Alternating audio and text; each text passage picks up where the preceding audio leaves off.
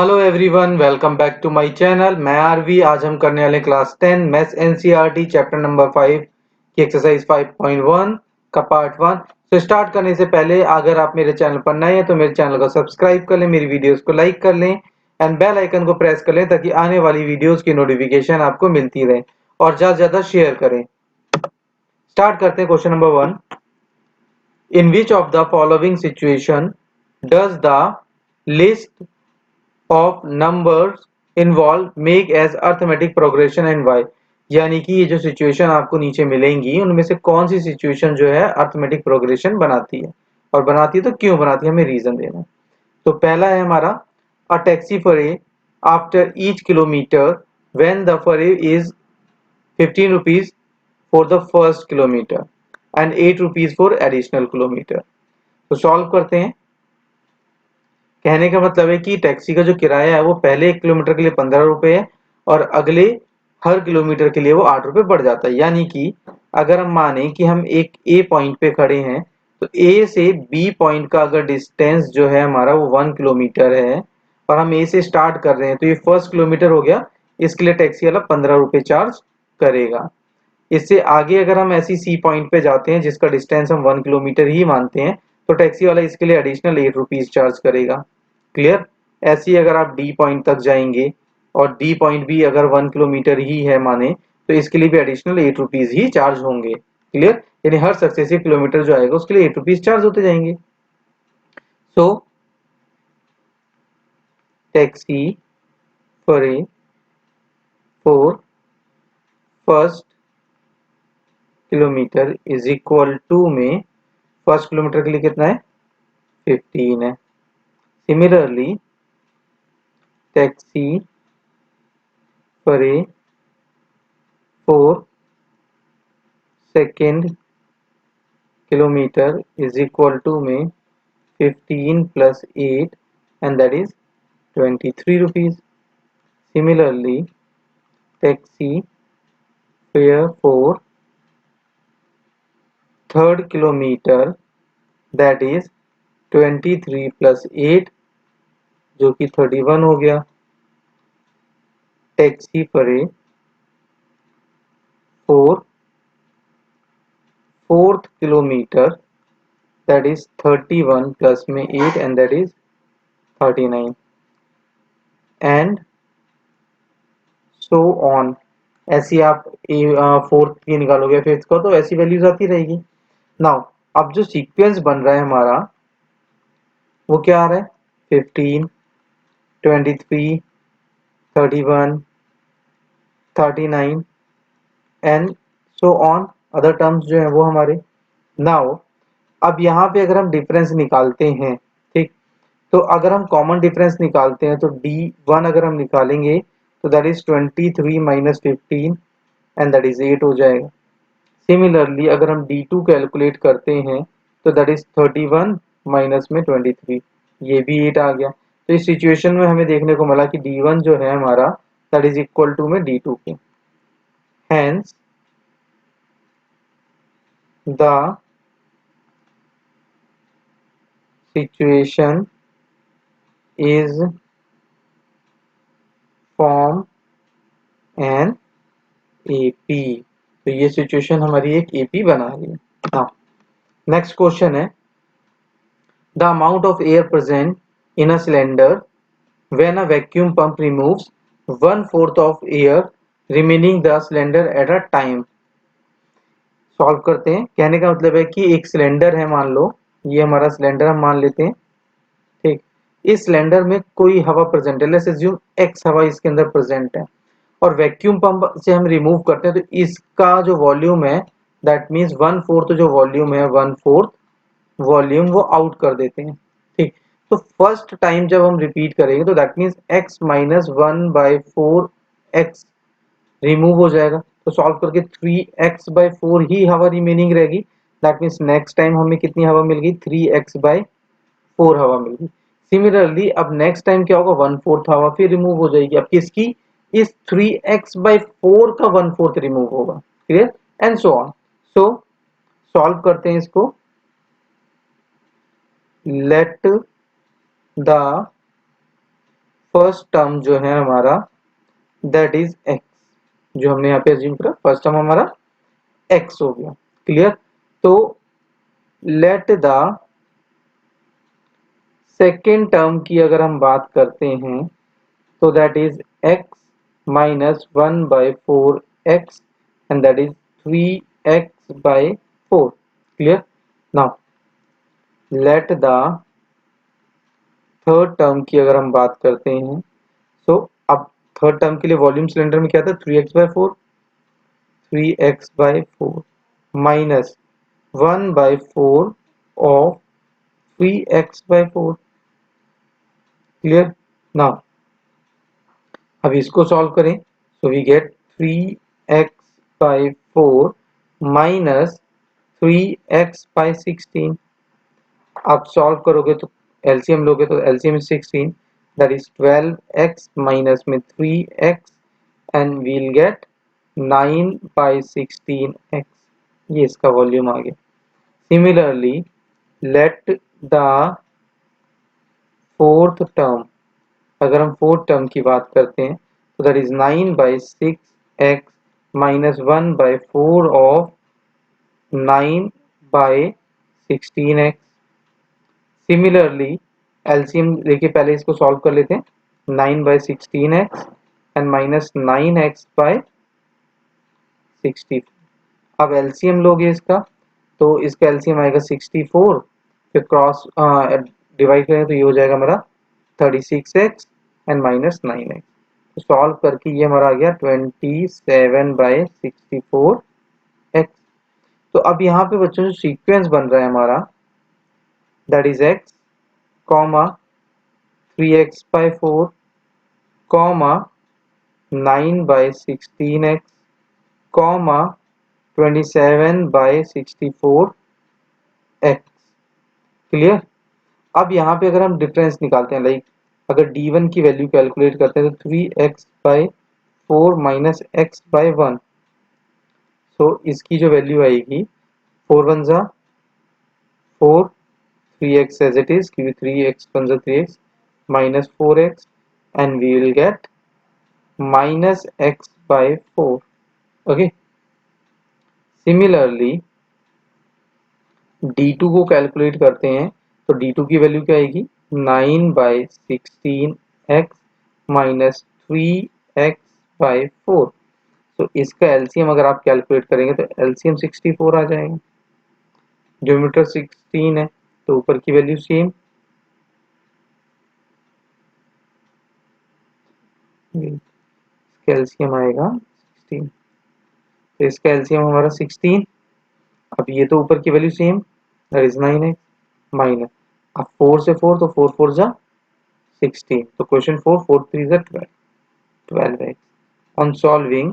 अब इसको डिफरेंस करेंगे तो माइनस 3x/16 आ गई वैल्यू। तो as we find d1 is not equal to में d2 hence it is not an AP। तो ये एक AP नहीं है। क्लियर। नाउ मूव करते हैं नेक्स्ट पार्ट में that is third part. The cost of digging a well after every meter of digging when it costs 150 for the first meter and rises by 50 for each subsequent meter। Clear. So solve करते हैं। कहने का मतलब है कि गड्ढा खोदने के यानी एक कुआं खोद रहे हैं उसमें अगर पहला मीटर खोदते हैं तो 1 मीटर गड्ढा खोदने पे 150 रुपये चार्ज है। उसका जितना मीटर आएगा उसका हमारा कितना 50 रुपये हमें देना होगा।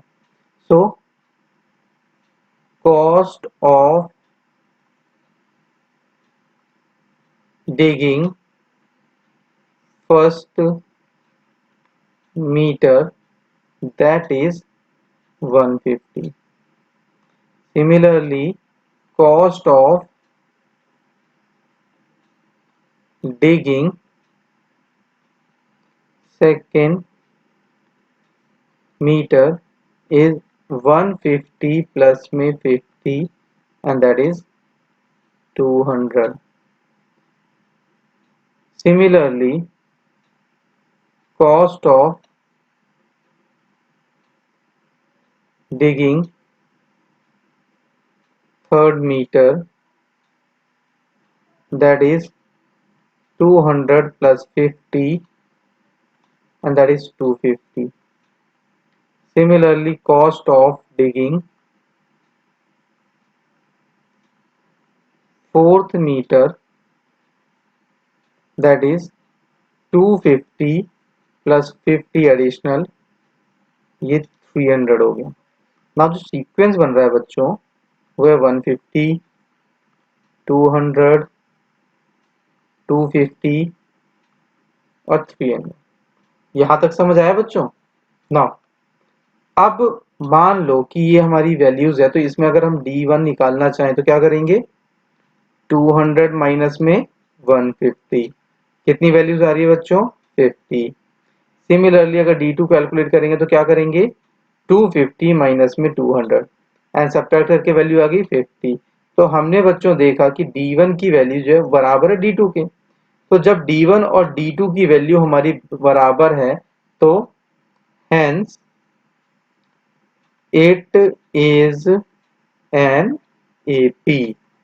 क्लियर, हमें पता चल गया कि दोनों अगर D हमारे इक्वल आ जाते हैं तो वो हमारा AP फॉर्म करेगा। Now next question, the amount of money in the account every year when 10,000 deposit at compound interest 8% per annum। यानी हमें ये बताना है कि हर साल जो अमाउंट आ रहा है मनी का अकाउंट में 10,000 डिपॉजिट किए गए हैं 8% पर एनम के हिसाब से, जो कि कंपाउंडेड इंटरेस्ट है। सो सॉल्व करते हैं बच्चों इसको, ठीक है। So amount of money in first year, तो फर्स्ट ईयर में अमाउंट कितना है, 10,000 ही रहेगा। फिर amount of money in second year, second year में क्या हो जाएगा, कंपाउंडेड है तो इसका 8% यानी 10,000 प्लस में 10,000 मल्टीप्लाई 8/100, सो 10,000 प्लस में 20 से 20 कैंसिल, ये वैल्यू होगी 800। अब इसको ऐड कर देंगे तो हमारी वैल्यू कितनी आएगी, 10,800। क्लियर ना। अमाउंट ऑफ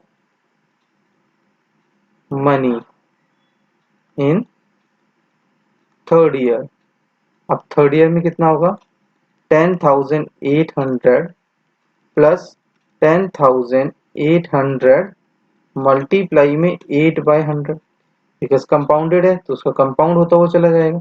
अब इन दो जीरो से ये दो जीरो कैंसिल हो गए। अब इसको मल्टीप्लाई कर लेंगे 108 को रफ में, तो ये वैल्यूज आ जाएगी 10,800 प्लस में 864। ऐड करने के बाद अब इसमें इसको ऐड कर देंगे तो 64 फिर 8 16 जा 1 1100 664 rupees. Now amount of money in fourth year, अगर हम फोर्थ ईयर की बात करते हैं तो 11,664 प्लस 11,664 मल्टीप्लाई में 8/100। क्लियर ना। अब इसको सॉल्व करते हैं, देखो जो कट रहा है उसको काट दो, ठीक। अब इसको पहले में हम कट करते हैं किससे, 2 से, तो 2 4 जा 250 जा, ठीक। अब ये क्या हो रहा है, देखो 5 में आ गया, बाद में इसको कट करना हमारे लिए प्रॉब्लम हो जाए, तो हम इसको ऐसे ही छोड़ देते हैं बिना काटे, ताकि हमारे लिए क्या हो, कैलकुलेशन इजी हो जाए। ठीक है बच्चों, तो मैं इसको नहीं काटूंगा, मैं इसको एज इट इज रहने दूंगा ना। ये 11,664 है प्लस, अब इसको हम मल्टीप्लाई कर लेते हैं, तो यहाँ रफ में अगर हम मल्टीप्लाई करते हैं 11,664 मल्टीप्लाई ए। क्लियर? तो 8 4 जा 32, 2 3 कैरी, 8 6 जा 48, 48 एंड 3 की हम ऐड करते हैं इसमें तो 48 और प्लस 3 51, 5 कैरी, फिर 8 6 जा 48, 48 प्लस 5 53, 3 फिर से 5 कैरी, 8 1 जा 8, 8 और प्लस 5 करेंगे तो कितना आएगा हमारा 13, 3 1 कैरी, 8 1 जा 8 और 1 9। तो ये वैल्यूज आ गई बच्चों हमारी 9 3 3 1 2 एंड डिवाइडेड बाय कितना हमारा 100। अब 100 से डिवाइड करें 2 डिजिट के बाद डेसिमल लग जाएगा, यानी ये वैल्यू हो जाएगी 11664 प्लस 933.12। तो जो फाइनल वैल्यूज हमें मिल रही है दैट इज 12,597.12। इसको इरेज कर देते हैं।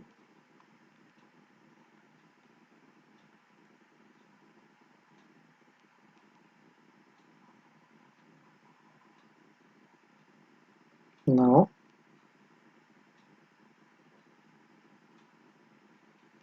अब बच्चों जो हमारी सीरीज बन रही है, फर्स्ट ईयर हमारा कितना था 10,000 था, सेकेंड ईयर कितना था 10,800 था, फोर्थ ईयर फिर थर्ड ईयर हमारा कितना था 11,664 एंड जो फोर्थ ईयर हमें मिला वो 12,597.12 एंड सो ऑन। नाउ अगर हम D1 यहाँ पे कैलकुलेट करते हैं दैट इज 10,800 माइनस में 10,000 and that is 800। Now similarly अगर हम D2 कैलकुलेट करते हैं तो 11,664 माइनस 10,800। तो इसको सब्ट्रैक्ट करने के बाद हमारी वैल्यूज कितनी आ जाएगी 864 864। So we find D1 is not equal to D2 and D1 और D2 जो है दोनों बराबर नहीं हुए। तो जब दोनों बराबर नहीं हुए तो क्या होगा ये P नहीं होगा। Clear? therefore it is not an AP। Clear बच्चों? नाउ आगे बढ़ते हैं सेकंड क्वेश्चन। सेकंड क्वेश्चन में कह रहा है कि write first four term of an AP when the first term and the common difference are given as follows। That means ये हमको यहाँ पे वैल्यूज गिवन है तो इसको सॉल्व करके हमें फर्स्ट फोर टर्म्स लिखने हैं। तो सॉल्व करते हैं बच्चों फर्स्ट पार्ट को, जिसमें a की वैल्यू कितनी है 10 एंड d की वैल्यू कितनी है बच्चों 10। सो a1 जो होता है बच्चों दैट इज a होता है जिसकी वैल्यू हमारी आ गई 10। a2 जो होता है बच्चों उसको हम लिखते हैं a1 प्लस d और you can say a plus d। So that is 10 plus 10 और जिसकी वैल्यू आ गई 20। क्लियर? नाउ अगर हम a3 को कैलकुलेट करते हैं तो बच्चों that is a plus 2d। That means 10 plus 2 multiply 10 d की वैल्यू 10 है दैट इज 20। तो वैल्यू कितनी आ गई बच्चों 30। क्लियर? नाउ सिमिलरली a4 निकालते हैं तो a प्लस 3d। तो दैट मीन्स 10 प्लस 10 3 जा 30 एंड दैट इज 40। तो हमारी जो सीरीज यहाँ पे बन गई वो 10 20 30 and 40। Clear? First four terms हमारे कैलकुलेट हो गए। ओके बच्चों? नाउ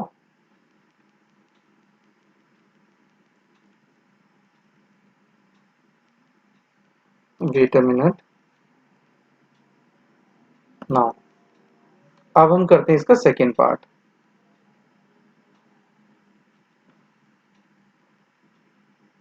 सेकेंड पार्ट इसमें a की वैल्यू बच्चों कितनी गिवन है -2 एंड d की वैल्यू बच्चों हमें कितनी गिवन है 0।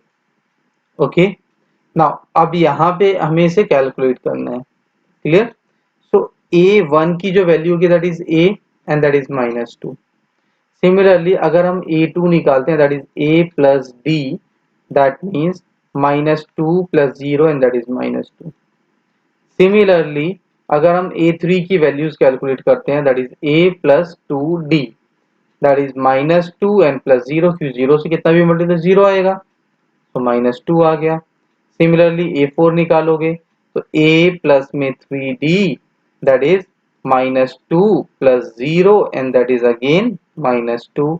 तो यहाँ पे बच्चों जो सीरीज बन रही है हमारी क्या आ रहा है, -2 comma -2 comma -2 comma minus, that means सारी वैल्यूज हमारी यहाँ पे इक्वल है।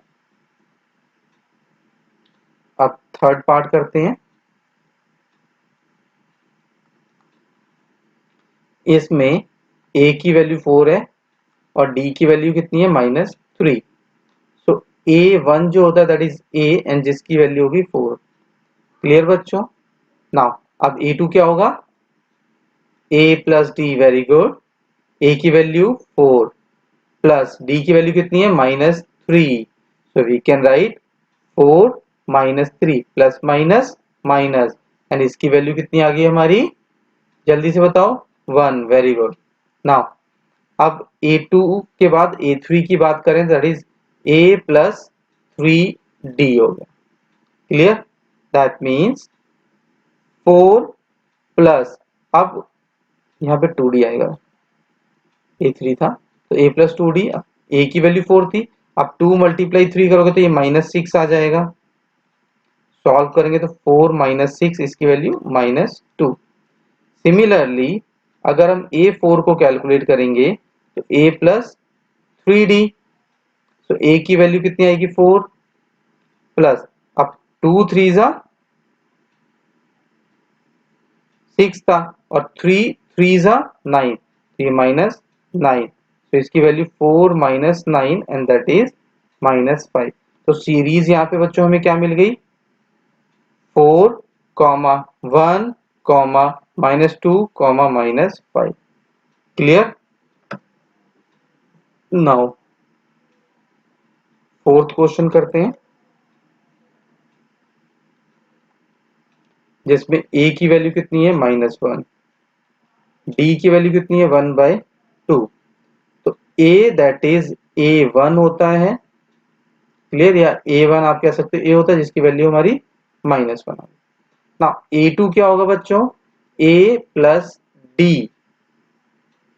A की वैल्यू -1 प्लस 1/2, एलसीएम लेंगे इसका तो डिनोमिनेटर में 1 कैरी, 2 1 जा 2, फिर 2 1 जा 2 एंड 1 1 जा 1, तो इसका आंसर बच्चों कितना आ गया -1/2।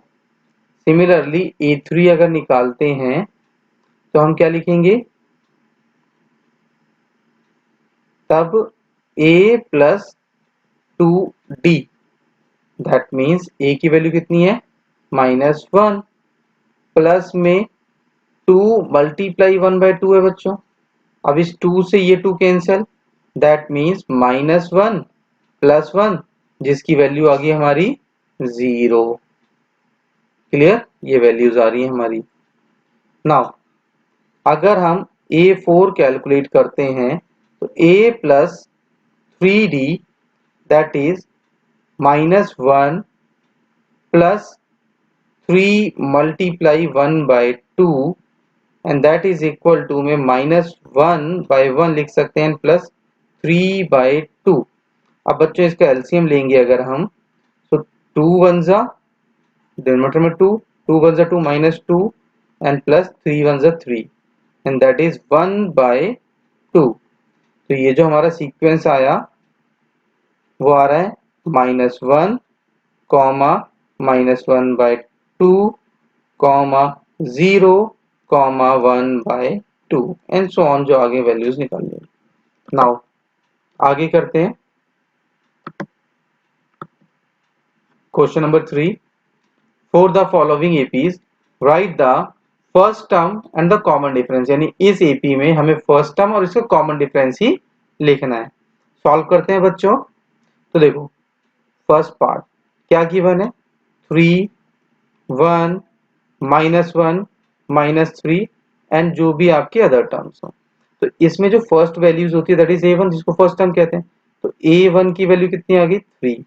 अब D क्या होता है, D होता है A2 माइनस A1। तो ये तो हमने कह दिया कि ये हमारा A1 है। सिमिलरली नेक्स्ट वैल्यू क्या हो जाती है A2, तो that means 1 minus 3 and that is -2। तो A की वैल्यू कितनी आ गई 3 एंड D की वैल्यू आ गई -2। ये हमारा इसका आंसर हो गया।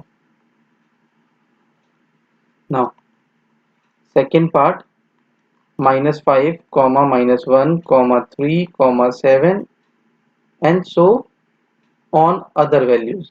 क्लियर बच्चों? नाउ अब A हमारा क्या होगा यहाँ पे -5। Very good. D की वैल्यू क्या होती है A2 minus A1, that means -1 minus -5, यही होगा। सो -1 माइनस माइनस प्लस का 5 and that is 4। So A हमारा कितना आ रहा है -5, D कितना आ रहा है हमारा 4। ये हमारा आंसर है। Similarly third part, 1/3, 5/3, 9/3, 13/3 and so on other values। Clear? Now A यहाँ पे बच्चों कितना है 1/3 एंड D की वैल्यू बच्चों कितनी आएगी यहाँ पे 5/3 माइनस 1/3। डिनोमिनेटर सेम है तो ऊपर की वैल्यू हम सीधे सब्ट्रैक्ट कर देंगे। 3 5 माइनस 1 एंड दैट इज 4/3। तो यहाँ पे A जो मिला हमें 1/3 एंड D जो मिला 4/3। समझ आया बच्चों? चलिए अगला क्वेश्चन क्या है, फोर्थ पार्ट जो है हमारा 0.6, 1.7, 1.7, 2.8, 2.8, 3.9, 3.9 and so on other term. ठीक है बच्चों, समझ तो आ रहा है? ठीक है। तो A की वैल्यू बच्चों यहाँ क्या हो जाएगी 0.6 एंड D की वैल्यू बच्चों A2 माइनस A1। तो A2 की वैल्यू 1.7 माइनस 0.6। तो अब इसको सब्ट्रैक्ट करेंगे तो हमारी वैल्यू कितनी आ जाएगी 1.1। Now A is equal to 0.6, D is equal to 1.1। Clear बच्चों?